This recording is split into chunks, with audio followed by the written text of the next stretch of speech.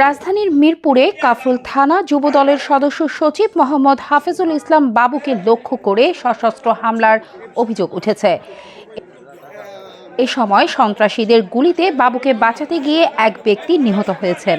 এছাড়া মাথায় গুলিবিদ্ধ হয়ে আশঙ্কাজনক অবস্থায় ঢাকা মেডিকেল কলেজ হাসপাতালে চিকিৎসাধীন এক সবজি বিক্রেতা। তবে যুবদলের নেতা হাফিজুল ইসলাম বাবু অক্ষত রয়েছেন। খবর পেয়ে ঘটনাস্থল পরিদর্শন করেছে পুলিশ। এ নিয়ে বিস্তারিত আমাদের প্রতিবেদনে। আমরা এলাকার লোক যারা এরা তো দেখলে অপরিচিত লোক আমার কাছে মনে হইবই।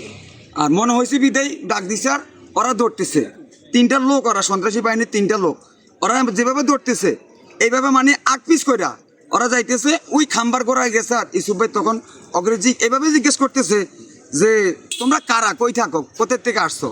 এই কথা কইতে না কইতে মানে হুট করে এই ইসুফ ভাই কিন্তু এইভাবে কথা বলতেছে। ইসুফ ভাই হুট করে পকেটের থেকে না কোমরের থেকে পিস্তলটা লইয়া এই বুকের ভিতরে টিকাটা টান দিল।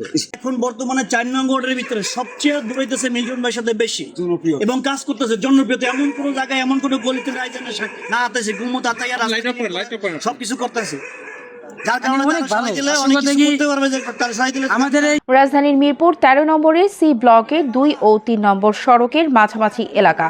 নিত্যদিনের মতোই ব্যস্ত এলাকাটিতে হঠাৎ তীব্র চাঞ্চল্য ও আতঙ্ক। স্থানীয় ও প্রত্যক্ষদর্শীদের দাবি, কাফরুল থানা যুবদলের সদস্য সচিব মোহাম্মদ হাফিজুল ইসলাম বাবুকে লক্ষ্য করে হঠাৎ 3 জন অস্ত্রধারী সন্ত্রাসী তেড়ে আসে। পরিস্থিতি বুঝতে পেরে বাবুকে বাঁচাতে সাথে থাকা লোকজন সন্ত্রাসীদের বাধা দেওয়ার চেষ্টা করলে তারা এলোপাতাড়ি গুলিবর্ষণ শুরু করে।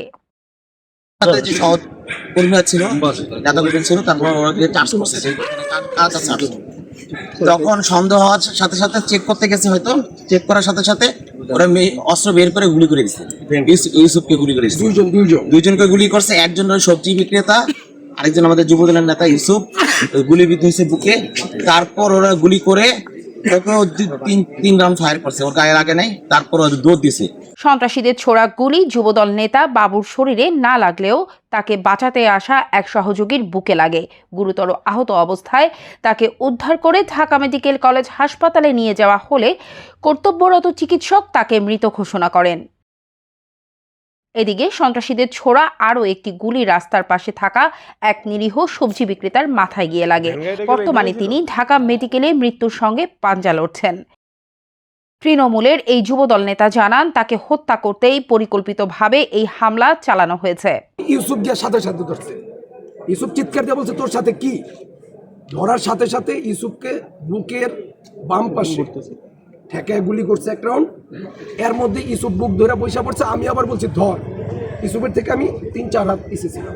তখন আমার দিকে তাক করে 2 রাউন্ড গুলি করে আল্লাহ আমাকে হেফাজত করছে। আমি গুলিবিদ্ধ হই নাই, একজন পথচারী গুলিবিদ্ধ হয়েছে। তখন আমার সাথে আরেকজন সহযোদ্ধা মামুন, ও আবার দোকান থেকে যে টুল, ছোট একটা টুল নিয়ে আমাকে যখন 3য় রাউন্ড গুলি করার প্রস্তুতি নিচ্ছে, তখন মামুন আবার টুলটা থ্রো করছে। ওর এইখানে লাগছে টুলটা। লাগার পর ওরা 2 জনই দৌড় দিছে।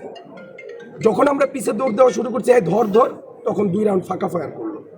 ফাঁকা ফায়ার করে সুজা ওই রোড দিয়ে দৌড়ে এই রোড দিয়ে ঢুকছে।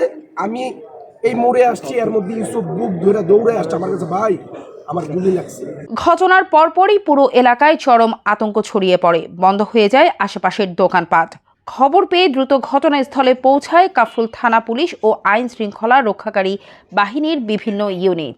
উদ্ধার করা হয় আলামত। আইন শৃঙ্খলা বাহিনী জানিয়েছে, এটি পূর্বশত্রুতা নাকি রাজনৈতিক কোনো উদ্দেশ্য প্রণোদিত হামলা তা খতিয়ে দেখা হচ্ছে।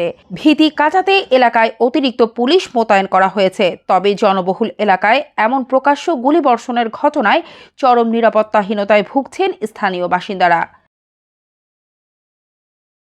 দেশের টিভি নিউজ ডেস্ক।